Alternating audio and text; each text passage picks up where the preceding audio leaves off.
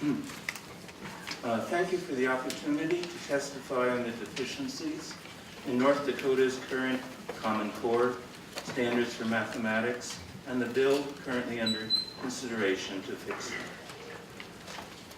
them. I'm going to continue where Professor Stotsky left off, more or less, and I'm going to focus on mathematics because I'm a mathematician. So she raised the question of the choice of the people that were chosen to write these standards in English language arts, and pointed out quite correctly that these people were totally unknown nationally before their appointment to write the standards. And so I'm going to start there at the same point with mathematics. The standard writers for the Common Core Mathematics standards, there were three of them, the lead authors. They were Mr. Phil Darrow, Professor William McCullum, and Dr. Jason Zimba. Although McCullum and Zimba had no experience at all writing mathematics standards, and were not familiar with the research on standards and the research on the ancillary things that you have to have in order to write proper standards, such as handling the issues that will come up with students who are differently talented, let us say. They at least had their PhDs in mathematics proper. They were real mathematicians. But Phil Darrow had only a limited and unsuccessful background in mathematics. His undergraduate degree was in English, and his only experience in K-12 mathematics was 2 years of teaching mathematics at the middle school level. He had been the lead author of the 1992 California Mathematics Standards, but they were dramatic in their failure. When they started in 1992, California had dropped from top in the nation in the early 70s to about the middle of the pack in terms of the states. But by about 1996, California had dropped to 49th in the country. And the comments around the state were very simple. Thank God for Mississippi.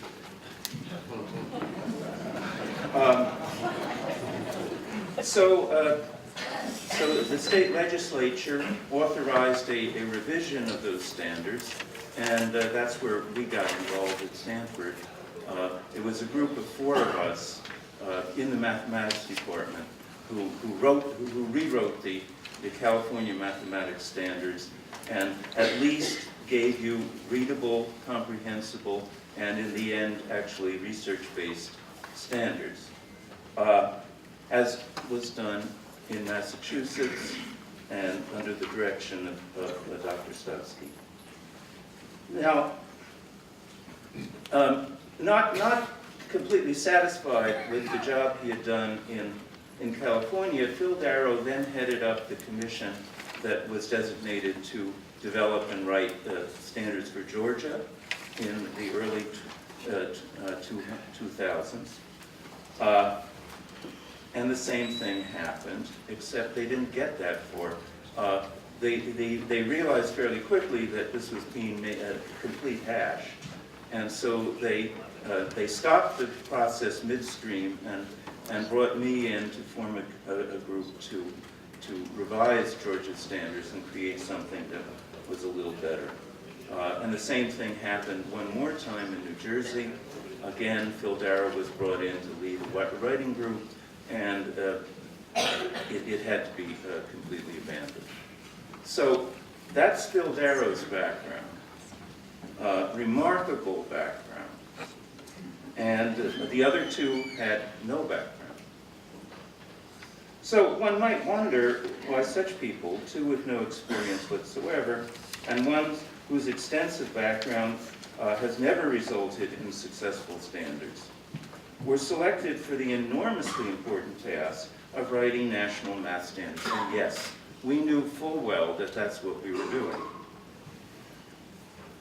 when we started this project, I in an overseeing position on validation and the writers writing them. And I claim that this irrational choice of authors strongly suggests why the problems with Common Core math standards are so extensive, and they really are.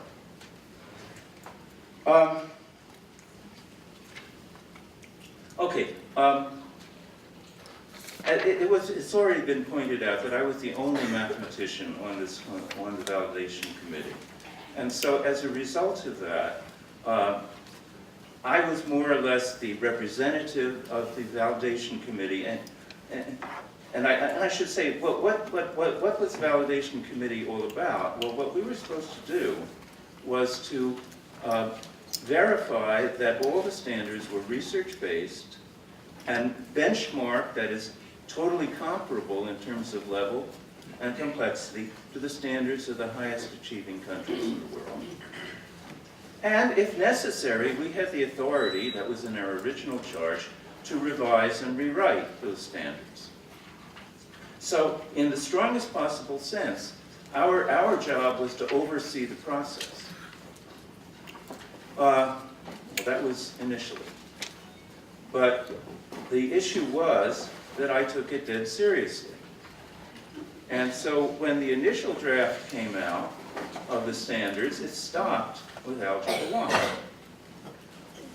Well, Algebra 1, if you have just Algebra 1 and you try to go to college, you have a 7% chance of ever getting a 4-year degree. I do not see, and I didn't see how anybody could see, that a 7% chance could be considered college ready. So I kind of complained. And it was amazing. I complained to the lead writers and said, this can't possibly work. And at least 2 of the lead writers, guess which,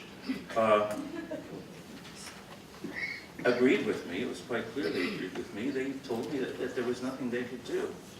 And so I had to talk to people at a higher level within the hierarchy behind all of this that nobody talks about. And I had to talk to them and convince them that this just simply would not play. Well, they did, within a couple weeks of that discussion, they did allow them to go a little further. They allowed them to include geometry. Turned out only partially. And Algebra 2, again, only partially. But that was as far as they were willing to go. There's no pathway to calculus. And nothing more than just these basic courses. So, so I wasn't altogether thrilled about it, but we then got a remarkable letter in validation that told us, gee, we were a little wrong in giving you all this authority. So you don't have any more authority to discuss what's going on with the standards writers. And you don't have any authority to rewrite, if necessary. The only thing you have authority to do is to sign a letter that says these standards are excellent. I didn't think that was a really good idea. So I'll describe my reasons for refusing to sign that letter in a few minutes. But right now, I'd like to discuss a little bit, and I hope you don't mind. I'm not going to be very technical here. I want to talk a little bit about some of the errors and problems with the mathematics standards. First of all, they're completely disorganized. And they omit a large number of absolutely crucial standards and contain serious mathematical errors. This is all detailed in the appendix to my testimony, and I won't go into it in detail here. They cannot be called rigorous in the usual meaning of the term. And again, for a partial list of the problems here, you see, check the appendix. They're not based on either reliable research or the best practices of the high-achieving countries. A prime example is the standards for high school geometry that were added later. These geometry standards are iconoclastic, to say the least. They're based on what is called the Euclidean group, but the only large-scale implementation of this approach occurred during the late 1970s in the former USSR, where they were used for teaching their top high school students only. But it was totally unsuccessful. Within 2 years, the project was abandoned, and they went back to their old methods of teaching geometry. Consequently, this approach is likely to be a total disaster in the United States, because this is the Common Core. We're going to teach something that couldn't work with the best students in one of the high-achieving countries at that time. And we're going to teach every student here geometry using this method. I can hardly wait. So, similarly, there is no research supporting the confusing approach to teaching fractions that also is mandated in Common Core. And the minimal discussion that's in Common Core of the critical topics of ratio, rate, proportions, and percents is actually filled with mathematical errors. Well, that's really brilliant, because these are the standards for 350 million people in this entire country, and we actually have errors. So there are similar issues with the Common Core's high school algebra standards. The traditional algebra courses would introduce the basic topics such as, well, just classification of conic sections, and then show its applications in many diverse areas, such as physics and engineering. But conic sections are almost completely missing in the document, and there are no standards involving important applications in any area. So the approach that they take at the high school level is that mathematics is purely formal. It has no applications. It just has rules and regulations and mechanical procedures. This approach is not unknown in this country. It has been tried in many states and many areas over the last 20 years. And there's absolutely no research that shows it has any positive effect with students. The student outcomes either go down or remain the same when these methods are tried. Now, the standards writers could not offer any research evidence to defend their complete omission of the mathematics standards needed for STEM careers. And at a minimum, such standards should offer a reasonable pathway to calculus, not necessarily in high school, but certainly as the first course a student takes at the college level. And this is for STEM-intending students and other technical areas that students are interested in, technical areas. But there is no such pathway. There just isn't. The first course that you take if you follow Common Core is a course that at best would be pre-calculus, and more likely is going to be an advanced algebra type course. And that's far from the level. Thank you.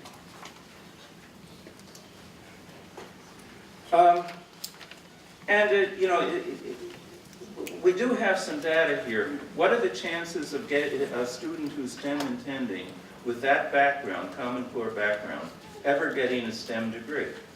Well, it's simple enough, 2.1%, 1 in 50. So this is what they mean by college ready. Now, I wasn't the only one that felt these were dissatisfactory. Two of the three main authors back in 2010 referred to the standards as follows. Professor McCullum says, "It's not what we aspire to for our children. It's not what we as a nation want to set as a final deliverable. I completely agree with that, and we should go beyond that." And in March of 2010, Dr. Zimba said that they are not for STEM, they are not for selective colleges. So, so this is what you're getting. This is what you got as your standards in North Dakota. And I would recommend to you that this is not what you want. I would urge you, for the sake of North Dakota's children, to replace North Dakota's current standards with better standards as soon as you possibly can, as the bill we are testifying today requires. Thank you. Thank you, Professor Milgram.